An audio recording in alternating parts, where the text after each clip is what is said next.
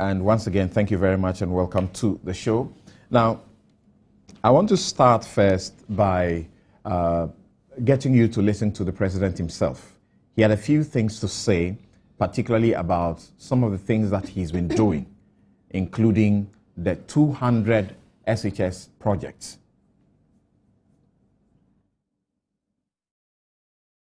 Came to a standstill. You do, at any one time, we need resources. Ubetimi a year development here. Until you go and you take loans, but also what the loan no year adia. I should say ebema or mine tumpong. Until say we share and your year in the aviation sector, in the port sector, in all sectors, in hospitals, in roads, in electricity, in water. Omo benefited from Sani Omano. Omo say Sani Edisikanaye. I know the development is there for people to see.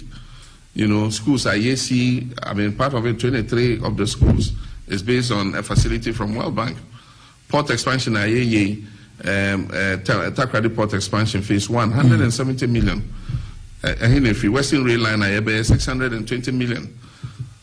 All share hospitals are Rich Hospital, you know, Legon Teaching Hospital, Wa Regional Hospital, Kumasi Military Hospital, upgrade of Kumasi Airport, expansion of Barikesi water system, Pong water expansion project, 40 million gallons. Nina, if MPA Kotsan, they have reduced by 10%. Now, say, are they 100%?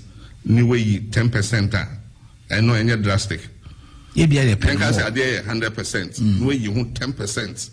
What's the any drastic? 10% is very significant. It is your case.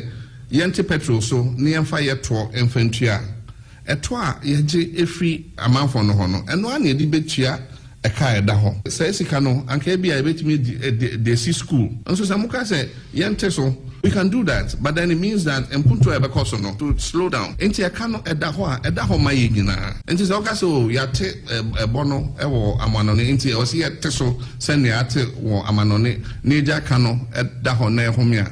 Etwa anka yede bekwa koye sofo line interchange. Yede betua BDCs. Enti you can't eat your cake and have it. Enti MP besa atna ashe, you know, and then adjust it again. Yete meet ya if you want me madri me say I will see a mitigation levy at this chain because our oil price here for me it won't go down forever. At that bedroom, a best cost.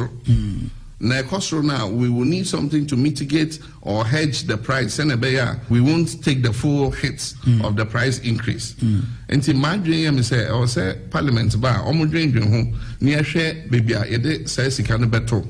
What I say, any excess recovery, no. Let's put it in a mitigation fund. Send a bear or be surprised, no. I start to cost right. Give to me a mitigation fund, be alcohol hedges. Say this is the price Ghanaians will pay. Schools need their chassis. Nah, I'm saying, you know, that's the problem. I want to know. Say nipa etse fakwa. Na untimi hu Mpuntu eko Ghana henina. And so nipa eteben baby Mpuntu no ekoso no untimi hu say oh say baso. And so so ensure omo ayama omusuo edoso. Omo ayama omukania edoso. Schools no so baby akasi ebesisi no yesi. In Tibia, what's a schools ni be fast school in Mahono. Ebia who's a coso. Yama contract for 50. Okay. I just said 50. No, there are various stages of completion. We should be onward drew 4th floor. Schools ni be a 4 stories. Yeah, no E block. Okay. We should be on the 4th story. Been so I feel no a free foundation. A first story. Until there are different stages of completion. Contractor no ahonde there are different things that go into it. Contractor build the manner or the BBA beto so na wa born in temp. Been so on kind of open. And so 50 need the cost for baby Yamasa contract now 50 schools no cost. Apart from that, World Bank Amaya Sika for another 23 of those schools under the secondary school and improvement program. Enti se wo de eno ka 50 no ho a eno na che say 73 schools koso 23 schools are World Bank amano ya acquire sites ni bibia ya go through tender process I be select contractors now on be kwakoye say njuma no nti che say 73 there adea ya bo amenia menai etiaso your resources are 50 ni say government of Ghana ya near financing. That's right. 23 no na World Bank financing mine and we're preparing another 50 for award. I just say yeah resources near the BC because we share secondary education and kwadani pia omu fi JSS omon to aso nko secondary school not because omon qualify but secondary school any omu neighborhood and so share crew ho nyina and around there omu ni secondary school e ben omu ayama yes ekwa ni ho enti akwana no onko secondary school because there's just no access enti 200 schools are are free education starting from next year day students omu ntuahwe no na community day schools are ye baby no and kwadan betimi ashase akọ school no without paying any fees until we are both improving in terms of access space and kwadan betimi secondary school and then also in terms of affordability but even under secondary school improvement project now apart from 23 years GCK free World Bank to expand another 30 secondary schools across the country. And the more classroom blocks, more dormitory blocks in all the secondary schools across the country. And they are selected strategic secondary schools. I just say catchment area and Kwanano Doso. Send a expansion of schools. Okay. Apart from that, 10,000 scholarships. 10,000 scholarships for children in deprived communities, especially girls.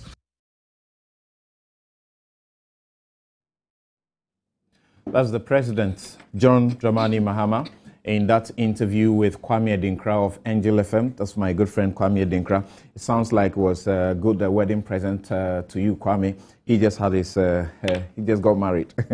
All right. Anyway, so let's start this way. I start with you, Nanama. The President has been talking, he was speaking Chi, but he spoke about projects and he spoke in English so everyone, could hear what exactly he had to say. He spoke about building of hospitals, expansion of projects, water projects, aviation sector, what was being done in the Kumasi airport and elsewhere, new things that were being done. How do you assess him? 2 years. Well, they say 2 years, but he's been in power for longer than that. He has, I think, 7 years, or six or 7 years. He and his party have been in power. All we get are plans, things on the draftsman's board. We get promises. They state 200 secondary schools, of which barely 50 have been constructed, and that is a case of saying, oh, we've done so well. It hasn't, nothing has been done. It's always, we are in the process of, we are thinking of, and inevitably, it's never from our resources. Obviously, the government coffers are empty. We're always going for loans. We're always going for loans. In fact, the two structural adjustment parties, they seem to vie with each other to see who can get the biggest loans. And what are we signing our descendants to? The CPP, especially in the First Republic, we built 1,000 primary schools a year for 10 good consecutive years. That is the feeder into secondary schools. Look at our primary schools today. Some of them are still under trees. We don't have proper primary school facilities. Anybody gets up and says, I've set up a school. No inspection done. Children don't have school playing grounds. You know, the feeder program into secondary schools, that is completely missing. That is completely not looked at. And 200 secondary schools, you know, if they are going to be built, 200 over 10 regions, hang on, that's not enough. And in any case, for me, it's the basics. the nursery schools, the kindergartens, the primary schools. When you've got that foundation and base well done, then you can look at the secondary schools. Again, we have existing secondary schools which are crumbling. You have people living in dormitories where there are no louver blades. When it rains, they have to move to different parts of the room. When the harmattan sand and dust blows, they are sneezing, they are coughing. Instead of putting resources in maintaining the existing schools and maybe building extensions, that is proper planning. But obviously, these two parties have no plans, no costed, thought-out development plans that this government, this country started with. We don't have that. So your assessment of the 2 years, you want to assess 7 years. But if you could, just limit yourself to the 2 years and tell us what you think. How we are not has he impressed. fared? We are not impressed. You know, if I'm marking this report card, because I'm a teacher, if I'm marking this report card, I would say definitely room for improvement. You know, no, we are not impressed. It does not, whatever these two governments have ever done, does not really translate into the lives, the daily lives of our people for them to see an improvement. We are assessing President Mahama. We are assessing President Mahama. But as our General Secretary said recently, nobody, absolutely nobody is feeling the effects of their so-called Better Ghana agenda. Nobody seems to be doing anything that will benefit the people of Ghana. Unlike the CPP, we only think of what is in it for Ghana and Ghanaians. We think about what our chair referred to recently as brand Ghana. How do we improve the image of Ghana? What is it going to do for the people of Ghana so that it will give them a foundation for them to realize the fantastic people that they are, the very creative people that they are? I started by saying that we should do a true to the facts assessment. You say all they have done is talk about plans. The people of Adenta, we understand, in the majority, are receiving water. Water is running through their taps after decades. Atuabo is not plans. Atuabo is an overinflated project. It has missed so many deadlines, and each time new deadline is mentioned, some more millions of dollars are added to it. Pong Water, that was an original CPP project. If it has taken, 40-something years before they complete it, they are crowing. What a government in power has to do, since we are paying our taxes, is to deliver the services. So if they have completed the Pong Water works, hooray, hey, it's no big deal. That is what a government is supposed to do, deliver services that people pay their taxes for. Interesting. What will the MPP say, being fair to the facts? Let me use this opportunity to wish your viewers a good morning and a blessed 2015. God has been good to the people of Ghana, especially those of us who are blessed to be alive and well.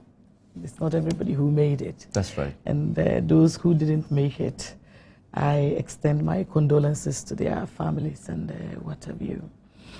This year, Ghana will be hitting 58 years after independence. If Ghana was a human being at 58, what would you expect to see in a human being at 58? Given all the blessings that God has given to this wonderful country of ours. I would say that we have fallen short of the expectations of our ancestors.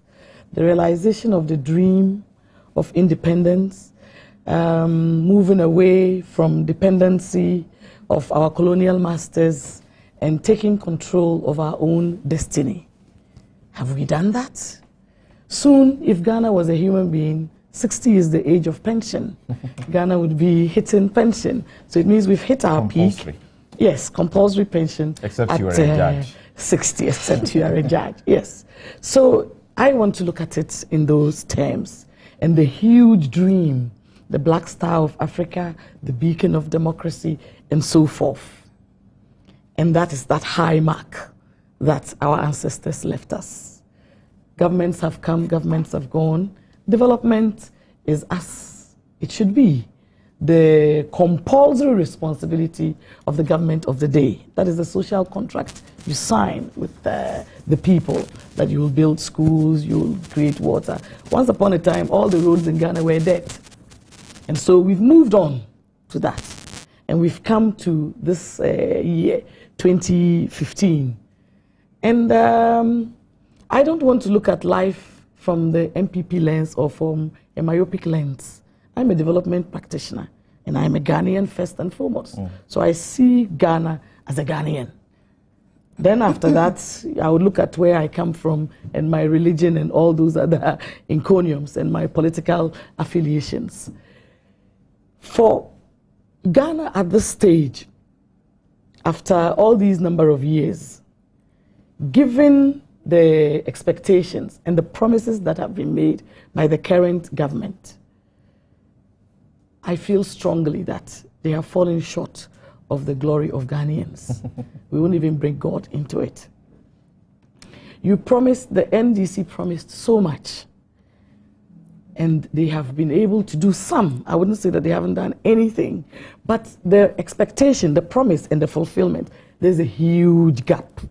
There's a huge gap. You have 2 years to finish the tenure. If you take the fact that President John Mahama was the able vice president of President Mills. We all know that President Mills wasn't too well, and President Mahama himself told us that he was blessed to be given that opportunity, and he was given the opportunity to work very well. So really, he was the president.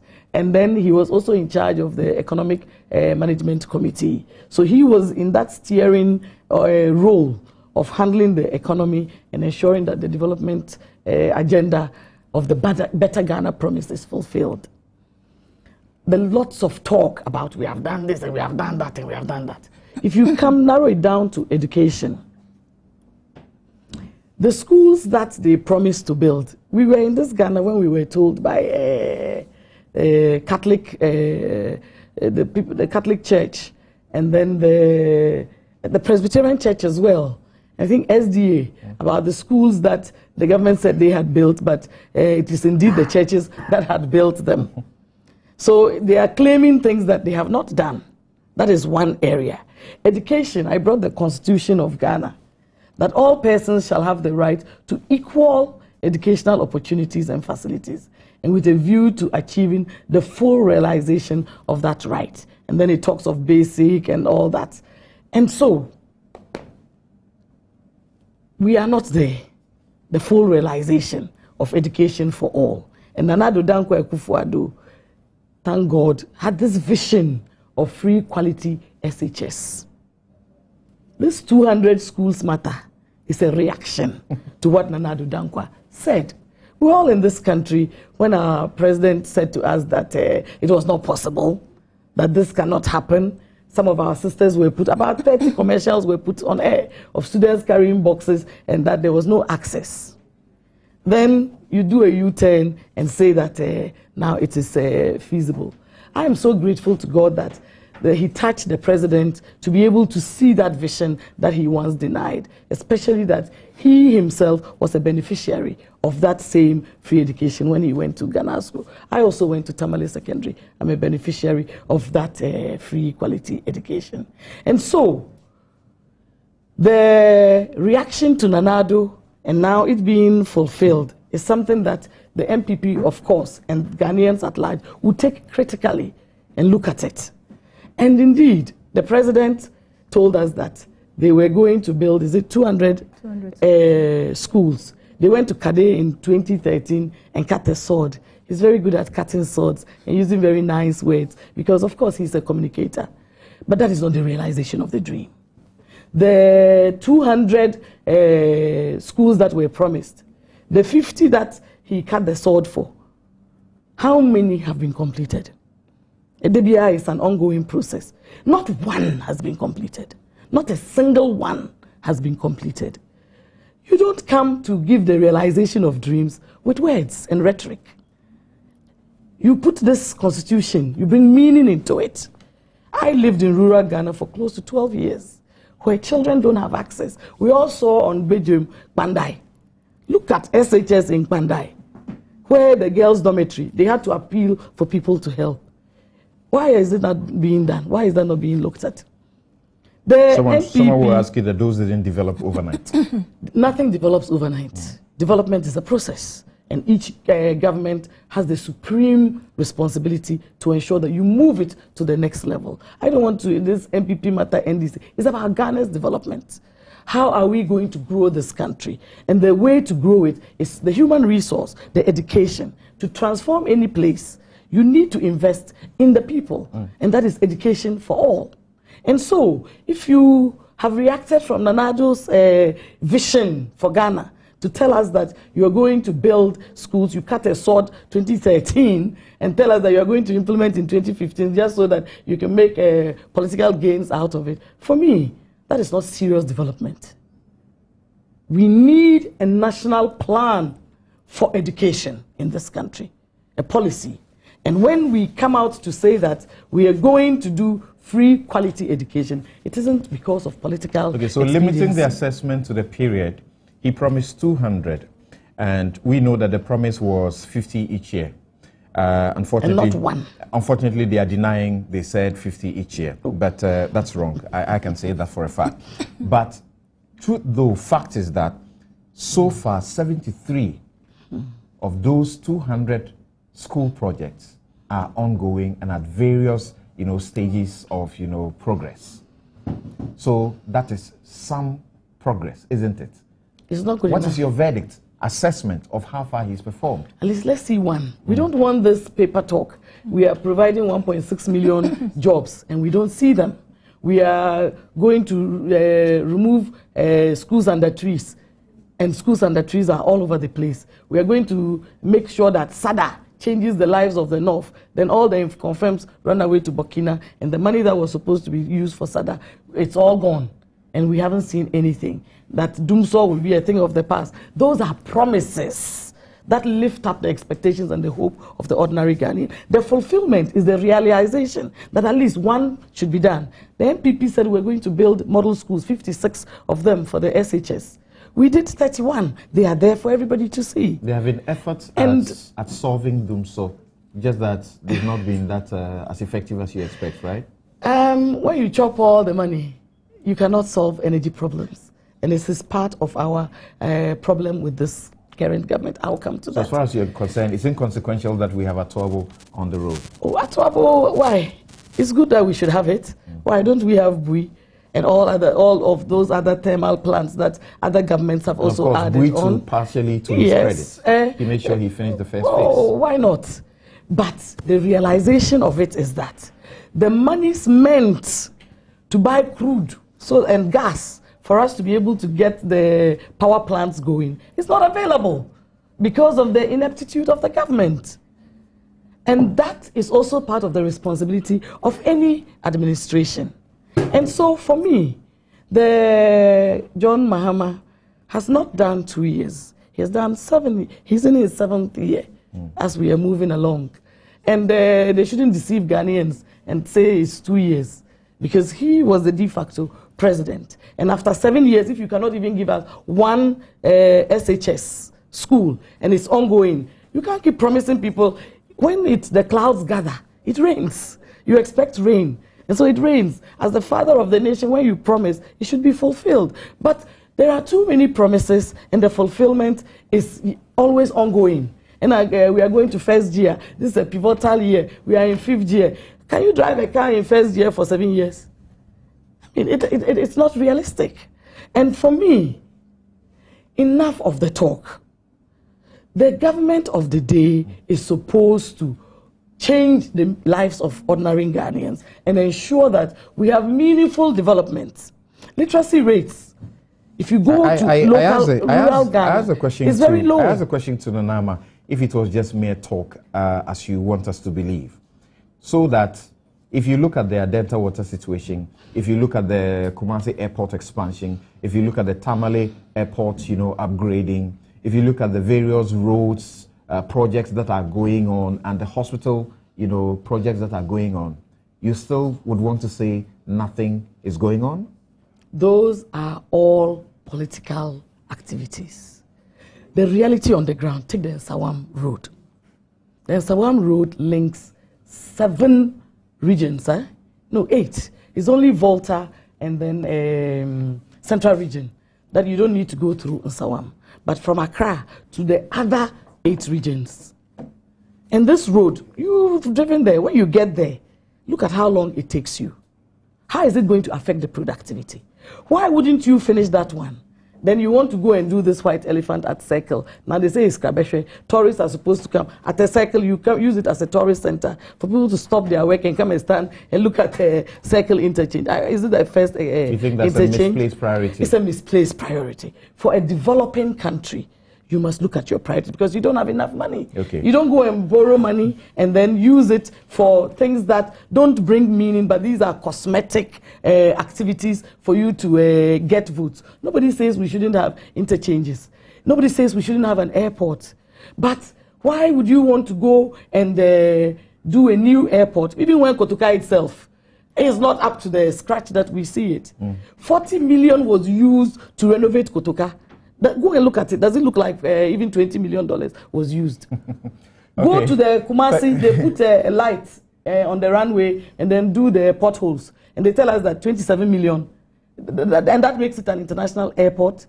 You see, you make governance ridiculous. We have the minority is calling for a probe into country. that particular expenditure, right? There must be a probe into a lot of other expenditures. It is the taxpayers' money. And when people suffer and you take their taxes and you don't utilize it to the value that the Ghanaian is expecting. And it's interesting, the basis of the probe, it appears to me, is only on mere suspicion that something has gone wrong. It's not mere suspicion. It's a reality. If you go to a runway and they've put light and done the potholes and you tell us it's 27 million, when in another country they used a similar amount to build a new airport, it's not a mere suspicion. It is a fact. Right. You Comparatively, see, you think there's some problem. So right. for me, right. the performance as we stand at 58 years with a government that has been in power, it is the longest serving government in this country. The 57 years that we've existed in Ghana. The NDC, PNDC have been in power for 25. All right. What are they telling us? Thank you very much. Newsfile is brought to you by the candid sponsorship of Bank of Africa, strong as a group and close as a partner, MTN. Welcome to the new world. Thankfully, we're joined by Abigail Elom Akwambia Mensah. She's with the NDC, and we are very thankful that you're able to join us. Mona Kote was supposed to join us. Somehow she's unable to join us. That's the Deputy Finance Minister. Now, you hold on. Let me hear Abigail. Now, I know the NDC or people in government will say, what is Otiko talking about? Except what the president may have said, which people criticize as very harsh and not the best to come from him, to say Ghanaians are cynics, they are suffering, some are suffering from selective myopia, which is incurable because they will never see what good is coming out of the government. The NDC will point to the Commander Sugar Factory, Elimina Fish Processing Factory, the CMF cement factory, the Dihok Shoe Factory in Kumasi, the Takrady Ports expansion, the Tema Port, MPS Crane, the Tamale Hospital rehabilitation and expansion, Legon Teaching Hospital, the President mentioned it in that interview, the NHIS Tamale office, newly done, the Upper West Regional Hospital, the President mentioned it, the 200 community schools that we are talking about. So far, 73 of them are being done. The NDC will tout all of these. Otiko refers to the Kwame Nkrumah Circle interchange project that is going on. The NDC will refer to that and few other programs, projects that I have also referred to in the course of this discussion. Why do you think that these don't seem to really matter to some people? Thank you very much. And I want to first of all apologize for being late. Like you rightly said, Honorable Mona was supposed to be here, so I was called in a rush to get here. That's okay. And I also want to greet your listeners and then your viewers as well, and then also the NDC community at large.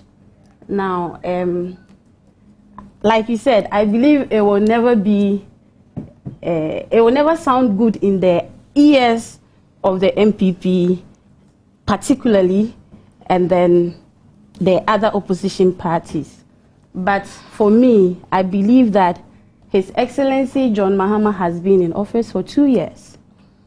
He was Vice President to His Excellency, the late Professor John Evans Atta Mills, and as much as he himself has said that he was given the leeway to work, I believe that as a president, then he was the final decision maker. So the decision to do things then was not with His Excellency, the President now, John Mahama, but was then with His Excellency, Jonathan Mills. So you think it's even not fair? It's not fair to even refer to him as having done more than 2 years. Exactly. If you include the unexpired tenure of President Mills that he had to, that was just about 5 months, or was it even 3 months? Because I think John Atta Mills was August, so that was like 5 months. So let's say 5 months, 2 years, 5 months, and I believe that in the 2 years, 5 months. What I see the MPP and other people doing is that they are trying to compare the 8 years of the MPP to the 2 years of His Excellency President John Mahama.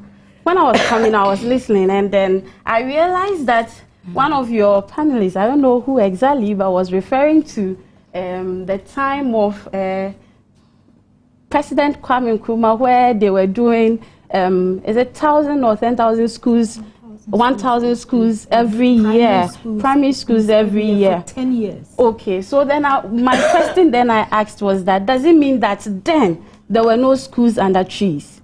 There were no people who were schooling in the villages and they were under trees? You see, the point is that every government comes in and tries to do things to better the lives of our people. And it is incumbent on us as politicians and as citizenry to look at what governments are doing and then appreciate them. In recent times, I have heard no less than a person than the Honorable MP for, Honorable Esla Owusu said that now she agrees that John Mahama has done something, and she will never stand anywhere to say that John Mahama never did anything when he came into office. So let's accept the fact that the man has done something. He's really working. You spoke about the Adenta water situation. We've had this over years. I lived in Adenta between 2000 and 2004. I moved from Adenta, and while I was living there, you wouldn't get water. You would have to buy water. So if now that burden of buying water has been taken from the people of Adenta, you realize that they can now do something else with the money they were using to buy water. And that, I believe, has bettered the life of people. Ghana is not the only country experiencing doomsday in recent times. I've heard of the South Africa situation. I've heard of the Nigeria. I've been there a couple of times. And even when you are landing in Nigeria, the darkness meets you on the way. When you are landing from the plane, the darkness just meets you. Even at the airport, there's darkness at the airport. I can assure you don't want to compare our situation to South Africa. Can you imagine? Oh, well, I am saying that South Africa has also gotten that situation where their lights, some part of South Africa are having 2 hours of lights out, and the people are complaining that they have 2 hours of lights out. I'm sure you have followed how that is managed. Oh, that's what I'm saying. That you see, that's what I'm saying, that in every country, every government comes in, just like the MPP came in to better the lives of people. Madam spoke about the CPP, and then others have also spoken about their parties. I believe that everybody tries his best to do what is in the interest of the government or of the people. So if government is doing what is best for the people, let's just appreciate what they are doing rather than keep on criticizing, and then we end up, we ourselves. I know when she started, when the National Women Organizer for MPP started, she said that the NDC has done something. So it's not as if we've not done any. Now it's moved from we are not doing anything to we've done something. I believe that by the end of 2015, 2016, they themselves will attest to the fact that the NDC has done. We're doing an assessment so far. So far for me, we have done very well compared to the 2 years. Let's say the first 2 years of the MPP. Like I said, I think it's unfair to judge His Excellency by 7 years. So for the first 2 years of the NDC, His Excellency's regime, the first 2 years of MPP's regime, at least that is what I have met so far, and I believe that comparing the two, the NDC has done creditably well. We've done very well. Some will say if you do not want people to judge him by 7 years, don't attribute projects that started long before he started his actual tenure to him. Okay. Because if you credit him with those, then you are as well saying he's done 7 years. So why not? Well, you see, that is where we are getting it wrong. He was vice president, okay? Like everybody here is agreeing that he was vice president. But then the fact is that, like I said earlier, he was not the ultimate decision maker for those 5 years we are talking about.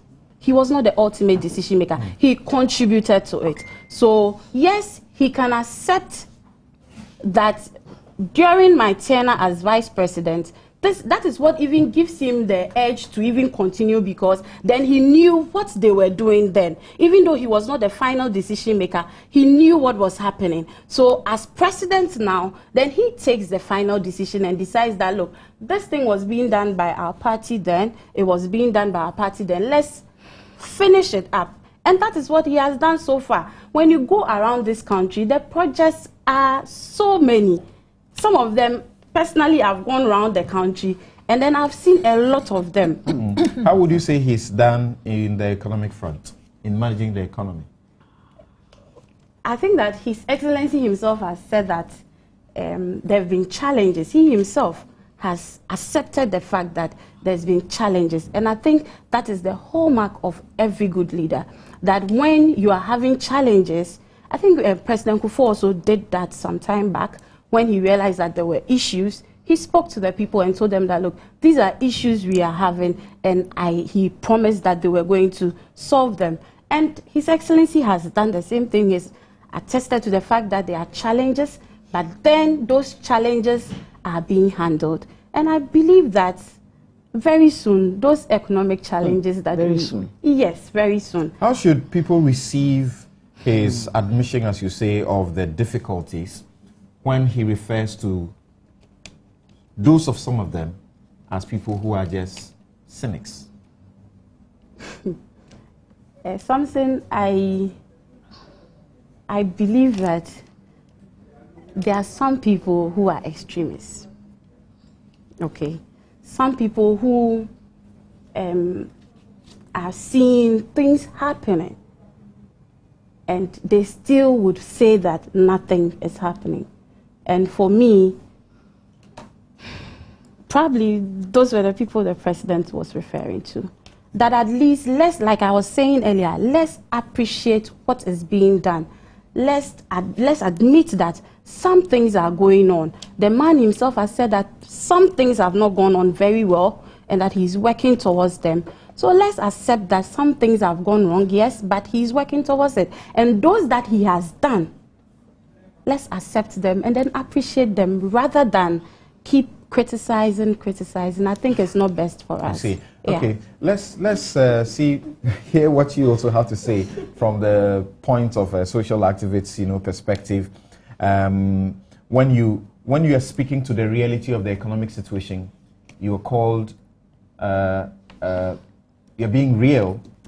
You are being told not to be what you are being. Instead of being optimistic, you're not being so, and that's not good? Well, first and foremost, I would like to say this, Samson, that, of course, a Happy New Year to all Ghanaians, and thank you, the Newsfile team, to have an all-female panel today. We very much hope that it would not be the last. It would not be. Yeah. It would not be the flower of the beginning of the new year with beautiful women overdue. So the effort to get us to come here today, and of course, I'm sure that all of us got one way or the other the hints at a very maybe late time, but we're all here. So we would want to believe that if you're looking out for women to be on the show, to have a very, actually the voice of the majority of the population on the show, then you should put in that effort. You'll get us on the show if you really are putting in the effort. Will do. Now, we move to this issue of whether 2 years or 7 years, or whether we're being pessimist, optimist, or cynics, right? Okay.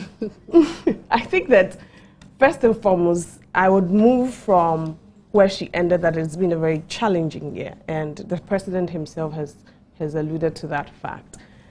And for such a challenging year, and the president, of course,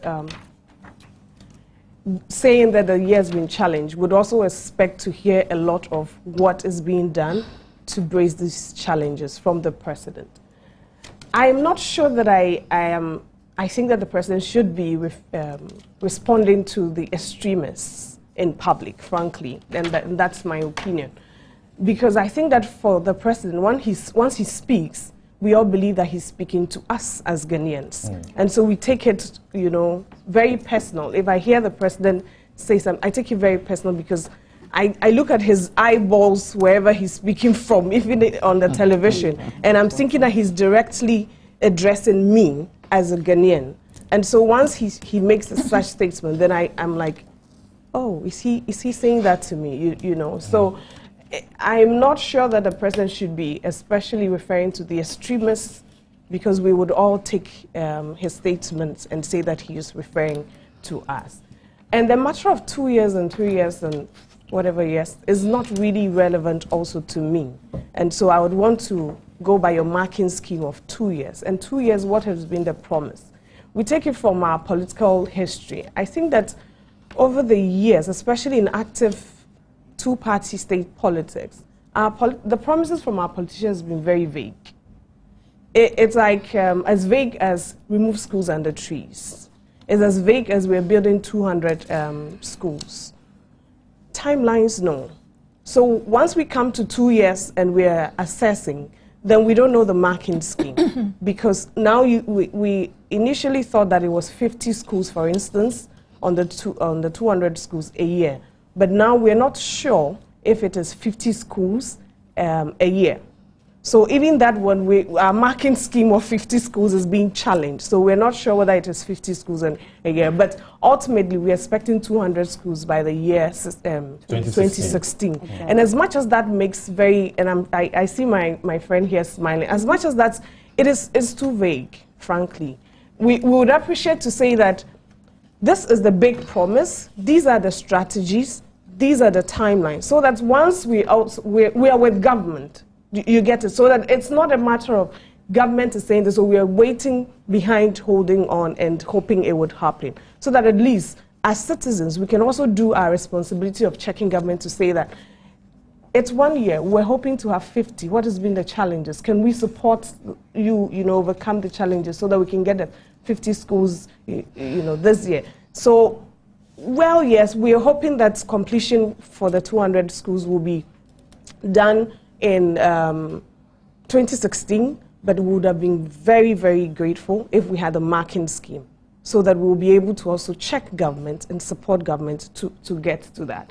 And as I said earlier, our promises, and this is not only to the NDC, promises of political parties have been very, very vague.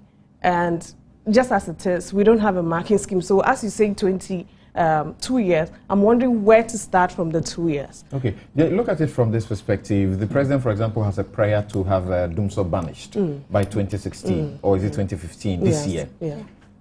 How would you assess him on how he's tackled the electricity problem? Right. I think that the president, and as a Christian from where I sit, really is also the authority who should pray. He should go on his knees and pray, of course, for us.